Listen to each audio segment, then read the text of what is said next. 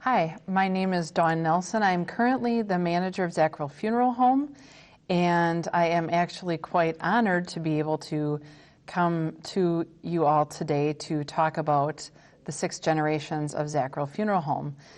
The best way to talk about the funeral home is to also talk about the family, because it's kind of one and the same. It's very rare that you have a 6th-generation business, and so the story of the Zacherl family is mixed in with the story of the funeral home. And the other thing that I hope to do is to give you some context in terms of what is happening with the Zacherl Funeral Home, the Zacherl family, locally and nationally, just kind of all in one big presentation. So with that, I'm showing you right now what the funeral home looks like currently. This is the 4th and current location of Zacherl Funeral Home. But of course, in order to talk about now, we have to go back and start at the beginning. And this is a picture of George and Magdalena Zacherl, and they are the 2 people that started it all.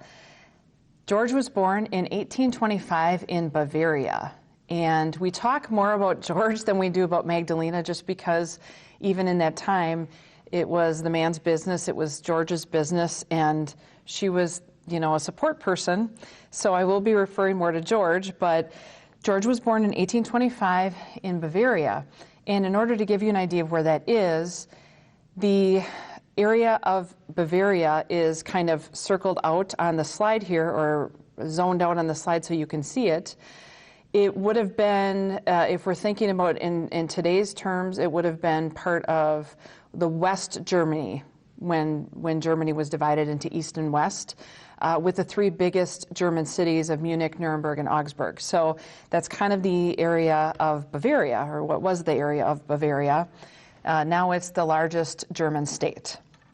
So basically in 1853, George left Bavaria and came to New York. And he came to New York and apprenticed for 4 years as a furniture maker in New York. And that's where he learned all about furniture making and woodworking. And then he moved to the Fond du Lac area. And in 1857, he bought the land for the funeral home at Doty and Follett. We don't have a lot of information or a lot of pictures of that first location. But we do have, what we have at the funeral home that is really neat is we actually have a piece of original furniture. I don't have a picture for you today, but we have an original piece of furniture of a cabinet that George made. And it's got his sticker, if you will, that is on the slide as well. It's kind of burned into the wood. So it's a really neat heirloom, an antique from the Zacherl family. And we have a few pieces of original furniture as well. But in 1857, he bought the land to build a cabinet shop. And by the 1875, I'm getting my years a little confused, he also started advertising as an undertaker.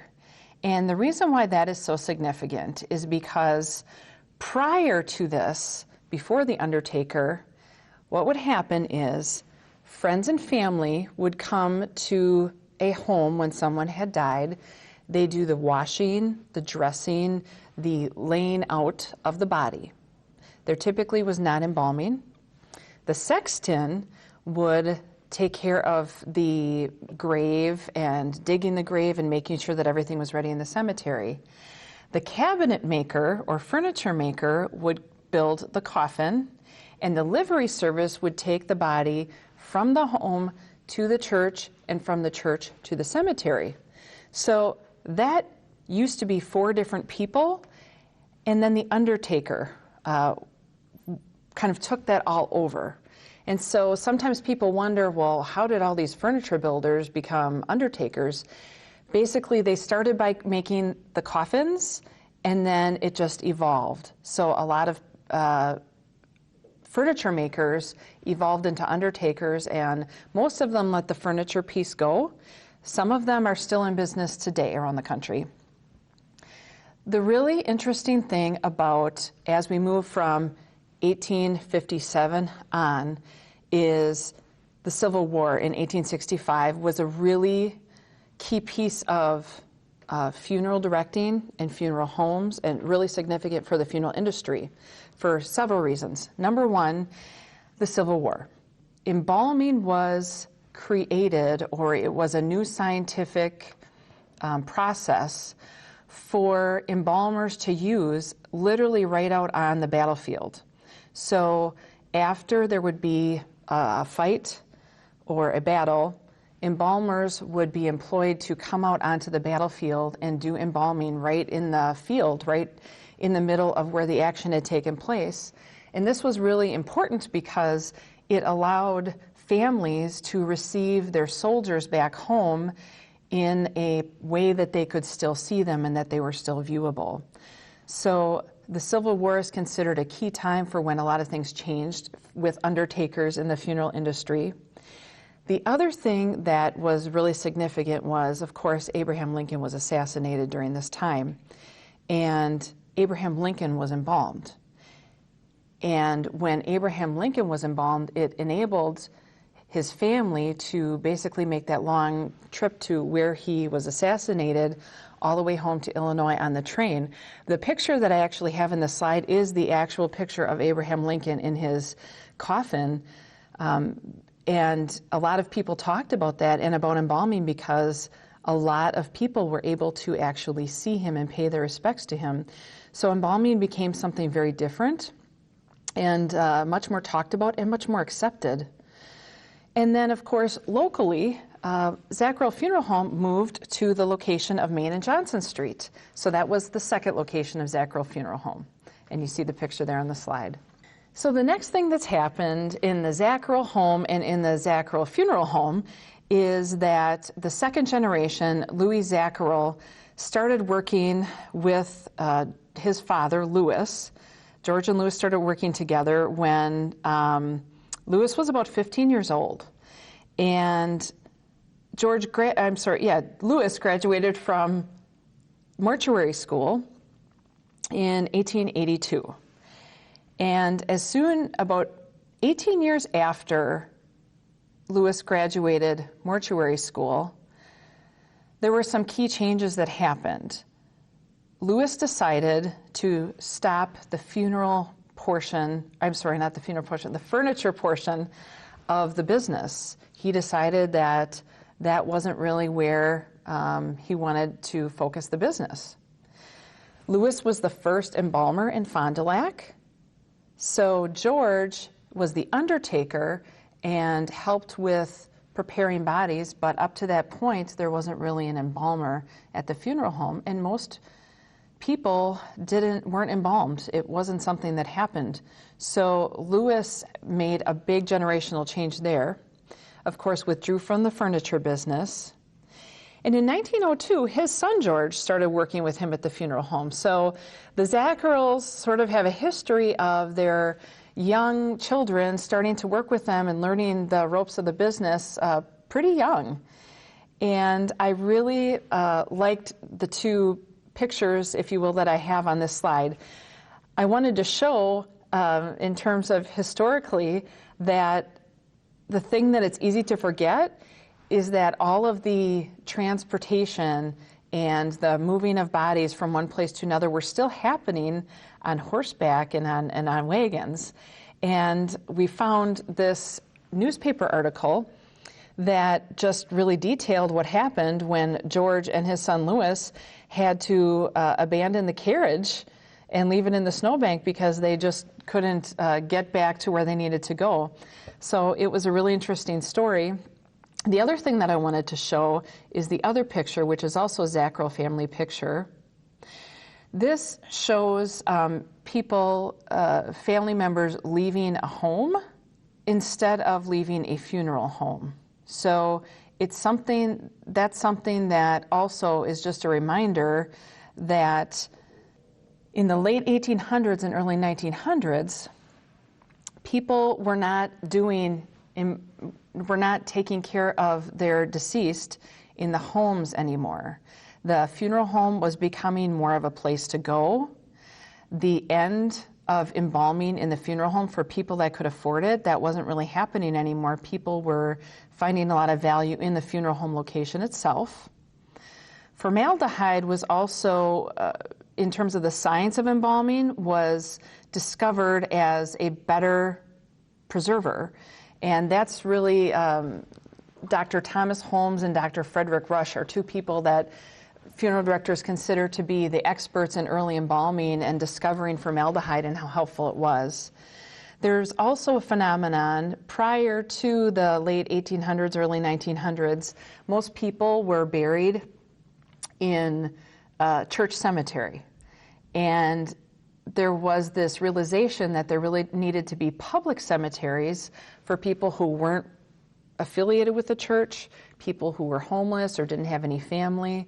So city cemeteries started being created in the early 1900s, late 1890s.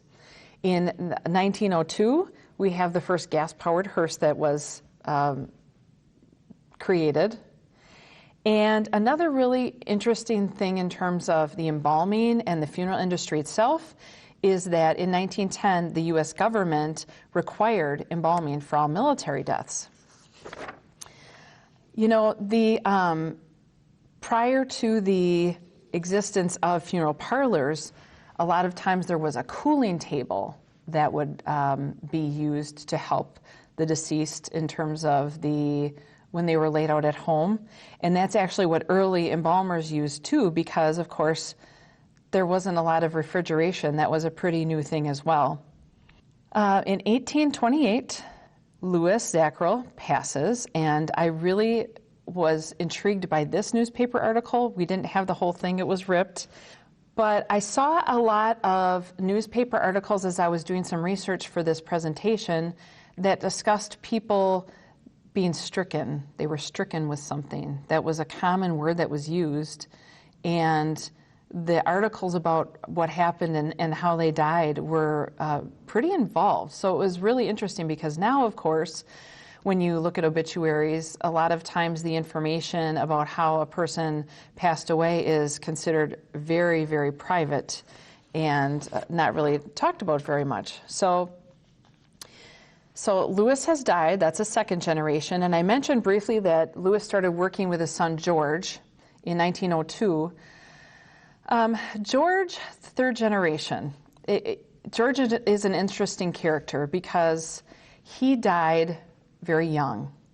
He was a bit of a scoundrel, and I'm just going to say he didn't always make the best choices in life.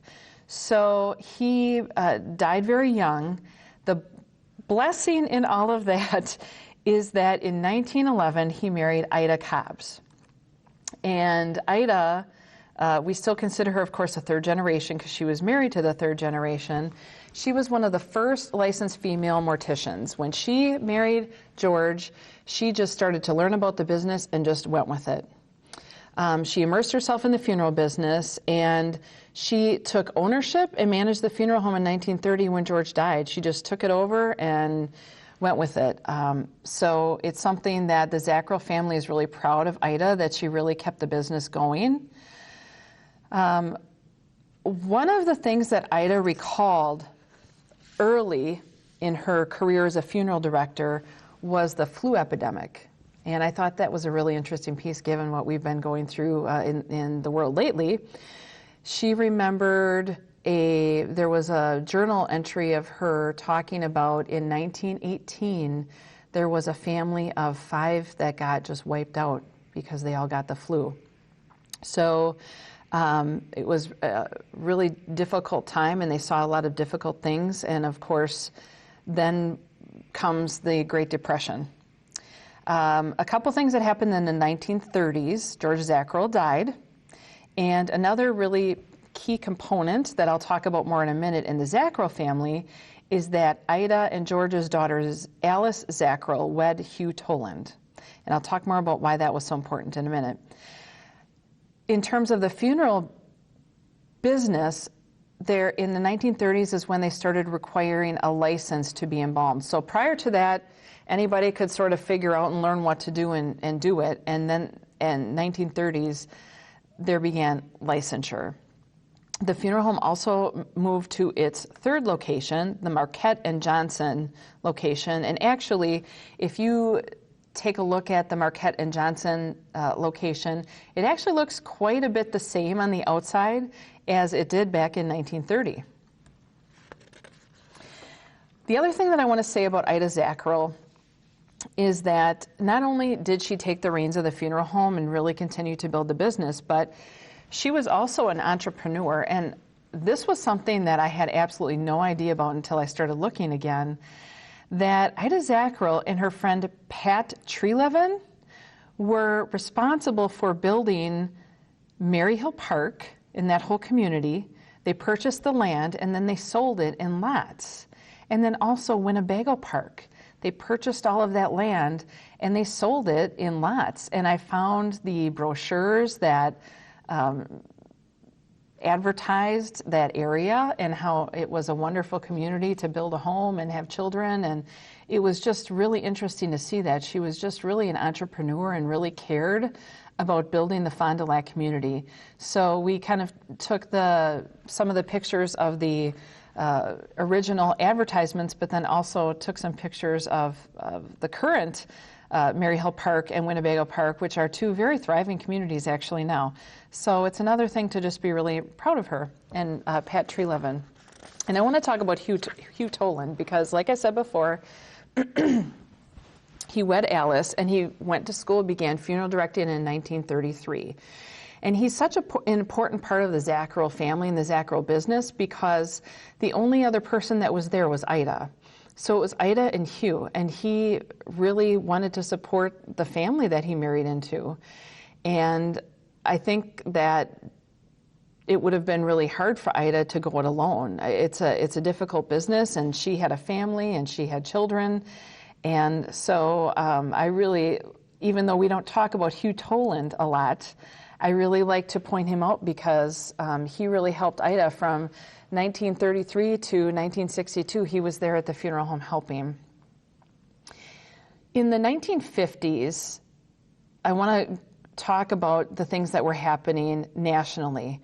There was the Korean War, and there wasn't really anything in the 50s that was happening in the funeral industry that was anything really significant. You'd be surprised, a lot of the same basic theories, applications, the science of embalming hasn't changed a ton from the 50s to today. It's more tweaking type of things, and I'll talk about that more at the end of the presentation. But I really felt like it was important to talk about the Earl Simon family because I don't know how many people in Fond du Lac really remember this, but the Earl Simon family, family of 6, and they were in a car accident with 2 Greyhound buses, and their entire family was killed in the accident. And so it was a time when the entire Fond du Lac community really came together and supported the Simon family, and it was a sad time. And I know that Ida talked about the Earl Simon funeral a lot. Even Mrs. Zacherl, so Louis Zacherl's mother, Louis Zacherl's wife, talked a lot about the Earl Simon funeral. And it's not often that you go through a lot of different funeral pictures and see a lot. And I know that this had a big effect on the whole Zacherl family because there were pictures of this. It's not often that you see 6 caskets from a family lined up. So I just wanted to share that in terms of historically. So Hugh died in 1962.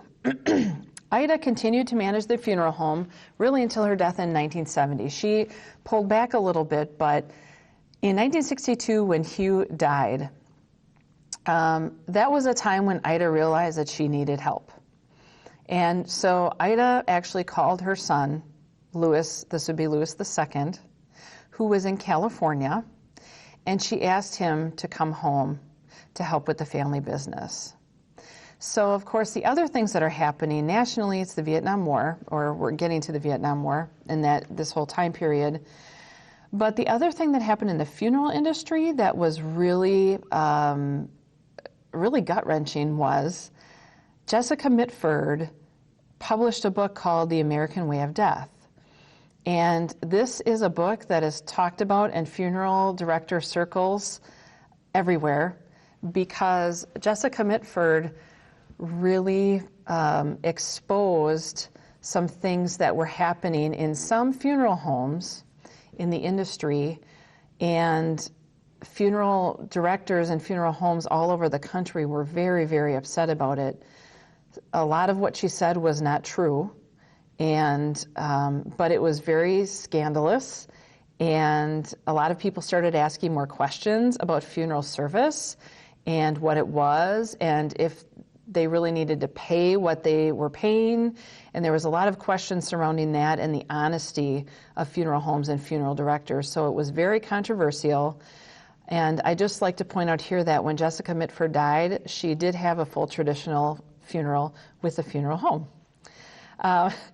When Lewis decided, and this is a picture of Lewis, of course, the Zacherl generation, when Lewis decided to come home,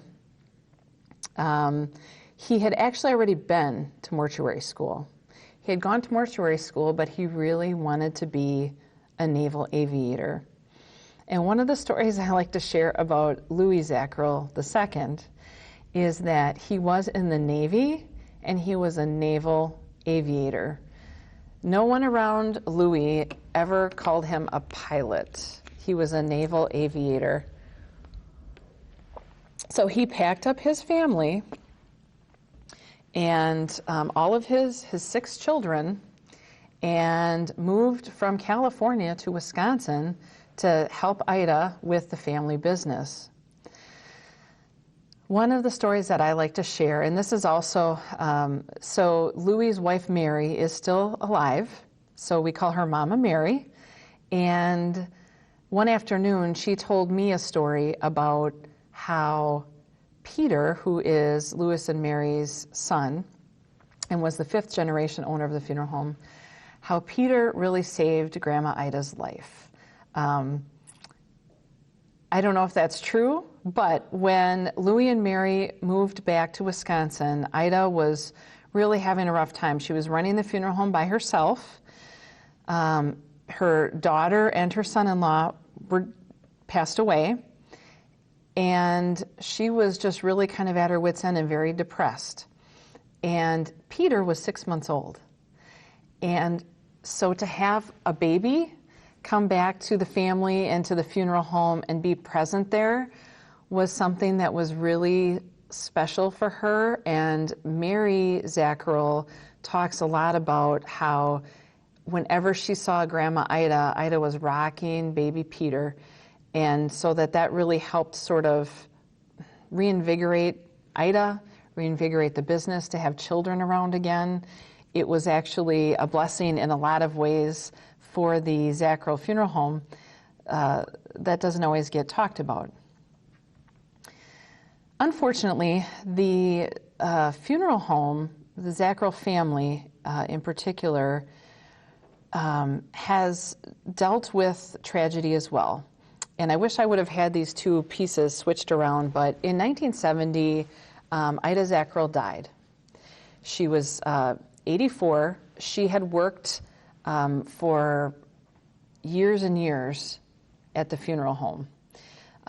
She's the longest working funeral director that ever worked at Zacherl Funeral Home. And a brief illness. It was interesting because, again, there's still these articles in the paper that talk about being stricken or illness. It's quite interesting. It's sort of like a report and an obituary at the same time, but that's also kind of changing and evolving through time here, the way that obituaries are reported and the way that deaths are reported. So Ida died in 1970, and that left Louis Zacherl to run the business. In 1975, the Zacherl family experienced another tragedy. So Louis and Mary Zacherl, so again, this is, I have to do this for myself because it's very helpful. This is a fourth generation of Zacherls. Their daughter, Liza, lived in Arizona, and she was coming to visit with her two children and her husband, Paul, and they were in a car accident, and Liza and the two girls, Sarah and Nicole, died in the accident. And so they came, their bodies were brought home to Fond du Lac, and one of the things that Peter told me about this time is he was young, and he said, what I remember during that time is that I was at the neighbors' houses a lot. And I remember that my mom was very quiet, and I look back at it, and I know now that she was very, very depressed and very sad. But I just ended up getting a lot of lavish attention from a lot of neighbors that really, wanted to just take care of me while Mom was dealing with all of the grief from a death. So that was two of the things that really happened in the 1970s. So again, in things like the funeral industry, when you talk about embalming and things of that nature, there's not always a lot of real advancements in certain things, because essentially the embalming is all the same. The way that embalming is done doesn't really change.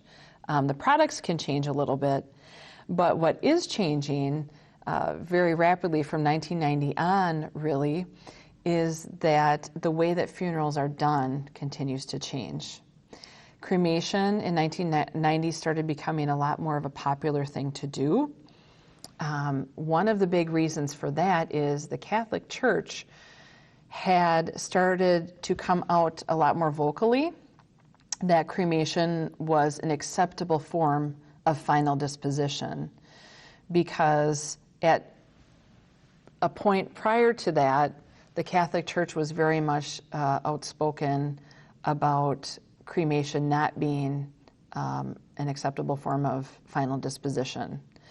So that's something that really changed the whole landscape of funeral service in terms of traditional, with an embalming, a casket, a burial, versus cremation and taking care of cremated remains. The other thing that started happening is females started entering mortuary schools around the country, and they started to outnumber male students.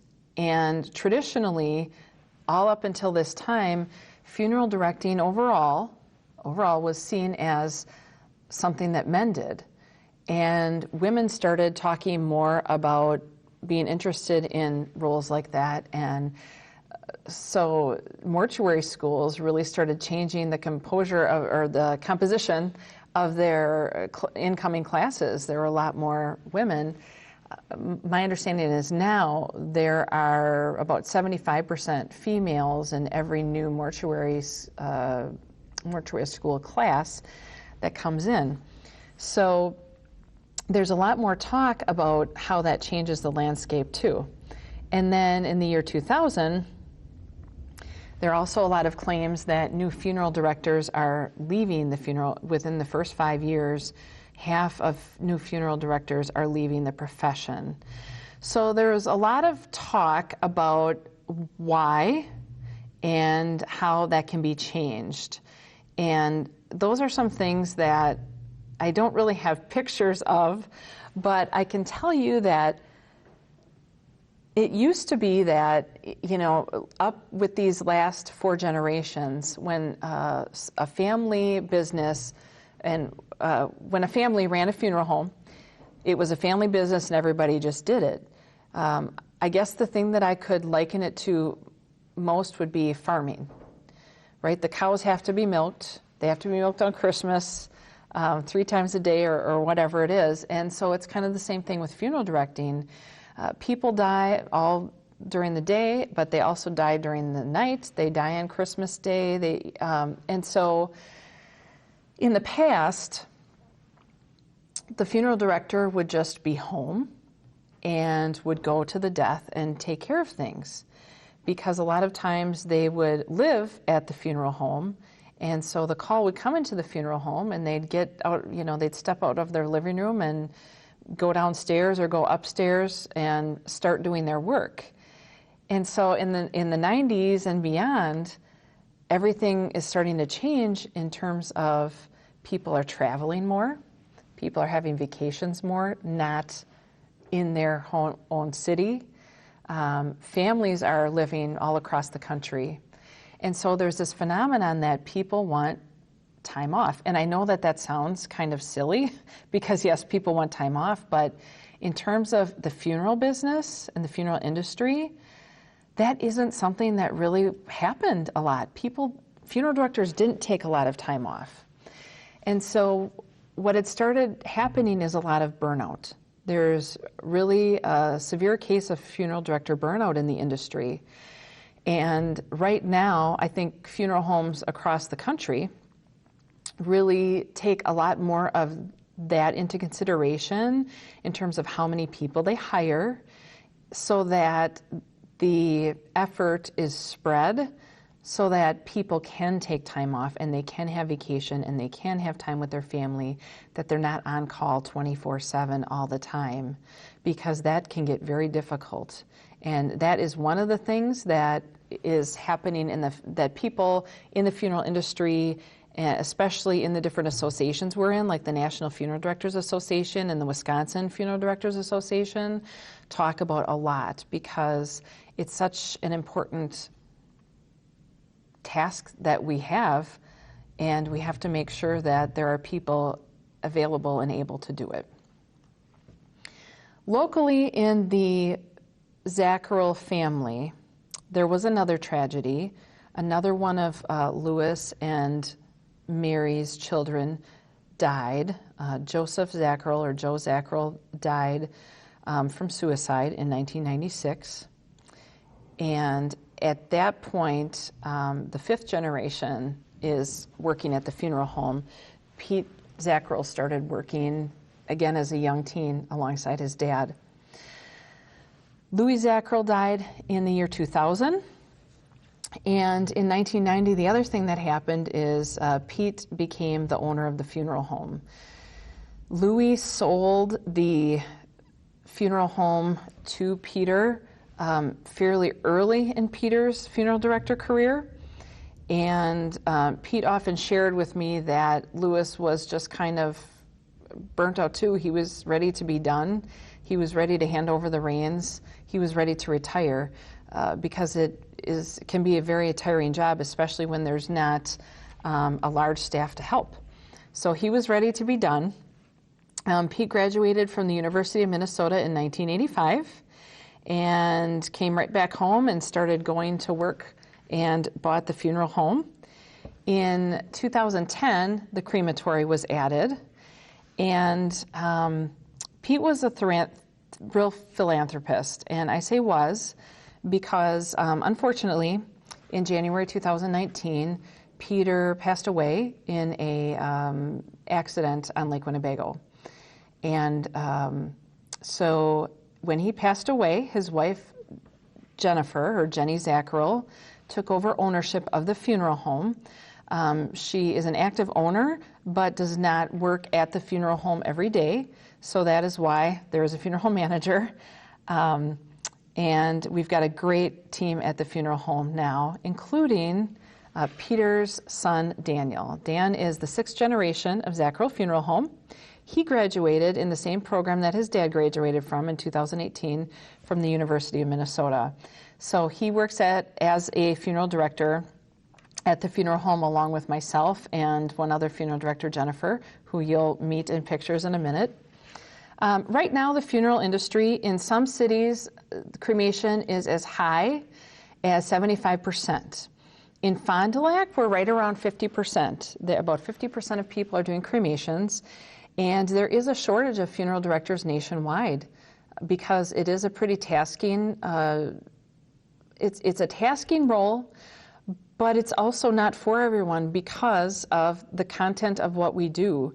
It can be very emotional and it can be mentally very draining. So we talk a lot in the industry, especially now in this day and age, there's a lot of talk in the industry about self-care. The other thing that's happening a lot is that corporate funeral homes are buying out locally owned funeral homes, trying to create large corporations where, in my opinion, it becomes a little bit more mechanical, is I guess what I'll say. And so we're really proud to be locally owned and operated. You know, we don't have a home office in Atlanta or something. It's just Zacherl Funeral Home, so we're proud of that. And of course, COVID-19. One of the things that COVID-19 really did for the funeral industry is that people couldn't hold funerals and memorial services for a while. And I think by being told that people could not gather, they really started realizing the significance of the importance of gathering to celebrate a life and to mourn a death. We really talk a lot now about celebrating life because it's important that I think, especially American culture, really has focused in the past on death and dying as something that is all negative. And as the industry and as people have started talking about life celebration, it's just becoming something that's more fun to talk about. It really helps a family grieve because it's not all sad. There's a lot of laughter in funeral arrangements and things like that we maybe didn't have before. I did some research about the price of a traditional funeral because, of course, that's one thing that's happening now. A lot of people are price shopping. They're very price conscientious, and as am I. And so it was very interesting to note as I looked back at the records and statistics, and I have a couple really early sales receipts on the slide so that you can see from in 1913 the price of a funeral, in 1942 the price of a funeral. I just have the names blacked out of those families, but basically about every 10 years the price of a funeral has doubled.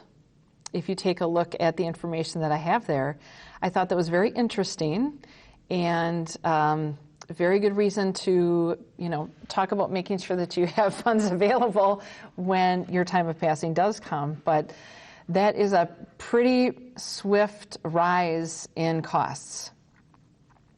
In 1984, we went from doing our arrangements on pencil and paper and the pricing and everything that we do to typing them out. So in 84, we moved to a typewriter. And in June 2002 is when, of course, the first computer was installed at the funeral home. Now, of course, we have Wi-Fi, we have smart TVs, we have capability to Zoom funeral arrangements, and that became 100% necessary during COVID because people could not be present for a lot of things or didn't want to be because they wanted to stay safe and protected. And so in terms of technology, things just keep changing. As a funeral home, one of the things you always have to think about when it comes to technology now is, okay, should we purchase this thing? Because technology changes so fast that you want to make sure that you make an investment with equipment at the right time as things are changing, because anybody who knows anything about technology knows that things now are constantly changing, and you want to make sure that you make the best decision. So sometimes that can get a little difficult. I also wanted to show some changes in embalming machines. From left to right, you can see sort of the evolving of the embalming machine. And essentially, they all do the same thing. They replace, one body fluid with formaldehyde for embalming, but it has become a lot more sophisticated in terms of controlling pressure and the mixing of chemicals. The other thing that I wanted to show, the last two pictures on the bottom, what you see there is actually an embalming table on the left. those are the embalming tables that funeral directors used to take into homes to do embalming. And they would unfold and fold just kind of like a chiropractor's table, so to speak. And that's how the undertaker would go into the funeral home. And then, of course, I just like to explain here that the other picture is a picture of our current prep room is what we call it, the preparation room, where we do the embalming. Embalming has become so much more controlled by safety and by OSHA and all of the types of agencies, if you will, that you would expect would get involved with some of the things that we're working with. It's very interesting to me that I think back in the 1800s and the early 1900s, funeral directors weren't embalming with any kind of personal protective equipment. So they weren't wearing gloves, they didn't have gowns. You can see actually in the picture of the current preparation room that we have at the funeral home that there is actually one of our gowns hanging, our personal protective equipment hanging there, because that is first and foremost the most important thing when we're in that room, making sure that we're safe and we're keeping everybody at the funeral home safe. So that's been a really big change. Some of the antique things that we have at the funeral home now from way back when, we're actually quite leery to open because, you know, they didn't wash things the same as we do now, and so we just kind of leave it. The other thing I just wanted to mention briefly about the funeral industry is all the different improvements. And starting with the picture that I have on the top left, that is a current picture of just a small sampling of all the different chemicals that we can choose from when we do embalming. There used to be there were bottles of formaldehyde, and that was pretty much it. And now, the more that we know about someone when they come into our funeral home, in terms of how they died, maybe what medication they were on or what the circumstances were, we choose different chemicals because different chemicals react with different things. So the quality of embalming and making someone appear more lifelike, frankly, has become a lot better. And also in terms of protection from any dangerous, diseases or anything that might be present has also really been improved to this level that's it's unbelievable. So there are so many more things that we can do now than early funeral directors did. I also want to show you on the bottom left, the two pictures that you see there are the first one is an old cosmetics kit that a funeral director would have used. The second one is more of current cosmetics, what we use. We use an airbrush for cosmetics when we can, and that is most of the time. An airbrush is really wonderful because it can really create a nice appearance of someone without the makeup and the cosmetics being thick. So it's a much more natural look. So that's something else that has really evolved over time is the technology, really, in the cosmetic. And then another thing that's really happened in the industry is when cremations were first being done, you would receive your loved one's cremated remains in pretty much a box. The three pictures that I have on the right side are actually all different urns. You can get an urn now at just about any shape, any size, any material. It's really neat for people that want to really individualize things in terms of both the urn and the ceremony and really make it something that's very individual and specialized. So that's one thing that's really nice, I think, for people because they can really think about who their loved one was and how they want to remember them.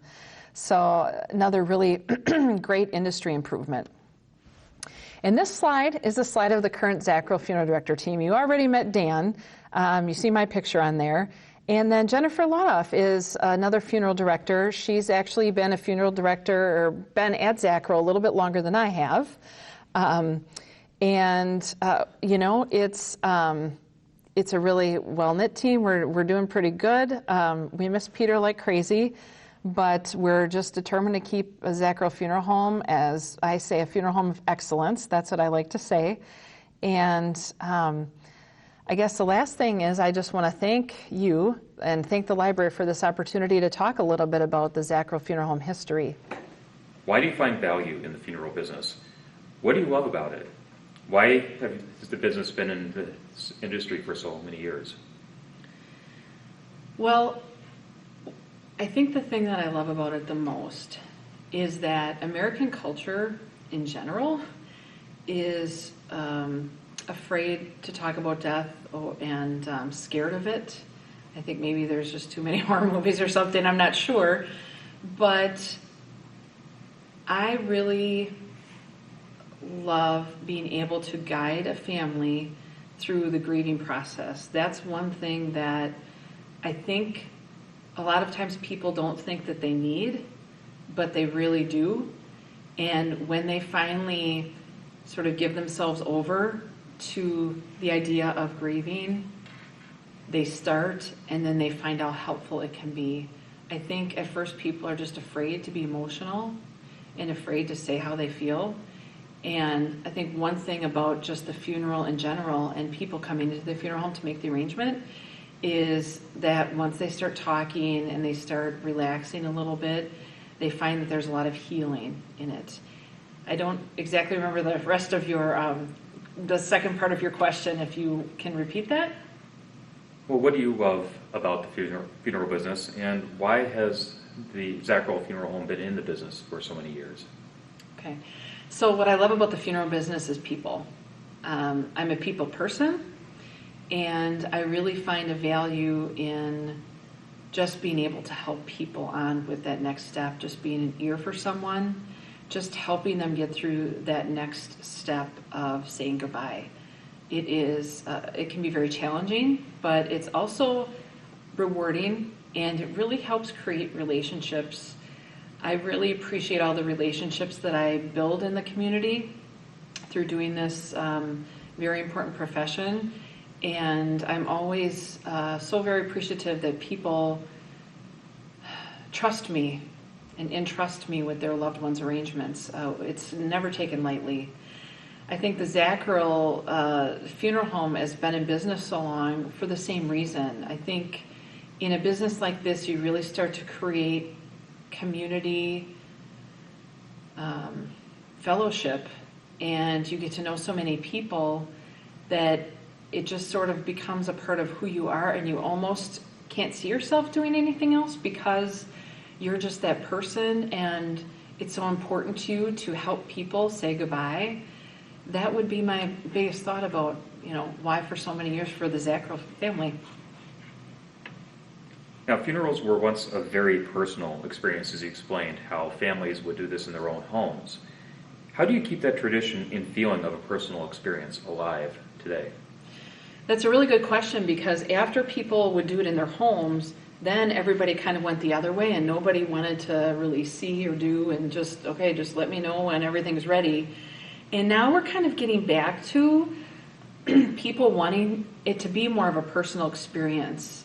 When people ask us if they can maybe come up and close the casket with us, or can they sit outside in the gazebo while their loved one is being cremated, they'll ask things like that, and they'll also ask, and we encourage them to bring things to the funeral home that make it very individual for them.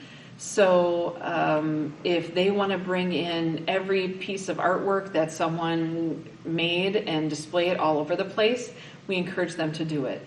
If they were a big fisherman and they want to bring in 90 fishing poles and display them so everybody can see them, we encourage them to do it, because we want people to be to really celebrate who their loved one was, but also to really make it personal. And whatever they need to do for themselves to help themselves grieve, we really want them to do that. And that includes, sometimes families just want to hold somebody's hand one more time. We had that a lot with COVID, where people hadn't seen their loved one in 6 months, and they just wanted to touch dad's hand or touch mom's hand. And I think those personal experiences are so important, and we really find value in making them happen for each family. Thank you for joining us for History at Home. Thank you for having me. Appreciate it.